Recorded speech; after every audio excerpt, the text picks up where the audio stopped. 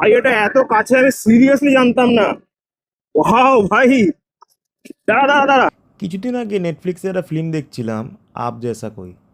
আর মাধবন আর ফাতিমার অ্যাক্টিং বহুত ভালো ছিল, গল্পটা খুবই ভালো লেগেছিল। কিন্তু আমার একটা জিনিস খুবই চোখে লেগেছিল, সেটা হচ্ছে এই লোকেশনটা, এই পার্টিকুলার বাড়িটা। রোববারের দুপুর ছিল, আর সুন্দর ওয়েদারও ছিল, তাই টুক করে যাত্রী সাথী বুক করলাম আর চলে গেলাম লোকেশান। আমি তো একটা ভালো রাইড চেয়েছিলাম ভাই, কিন্তু যাত্রী সাথী পুরো আমাকে একটা ভালো দিন দিয়ে দিল। এত সুন্দর লোকেশন, এত কাছে, উফ। এবার আসি এই বাড়িটার কথা। এই বাড়িটিকে বলা হয় ঝুলন বাড়ি। এবার আপনারা ভাববেন যে বাড়িটির উপরে একটা ঝুলন্ত বারান্দা আছে, তাই হয়তো এটা এরকম নাম। কিন্তু না, এই বাড়িটির ঝুলন যাত্রা খুবই বিখ্যাত। আর এই ঝুলন যাত্রা স্টার্ট করেছিলেন কৃষ্ণমোহন অধিকারী। কৃষ্ণমোহন অধিকারী ছিলেন এই বাড়ির প্রধান পুরোহিত। আর এই বাড়ির ইতিহাসে আরেকটি খুবই গুরুত্বপূর্ণ কথা আছে।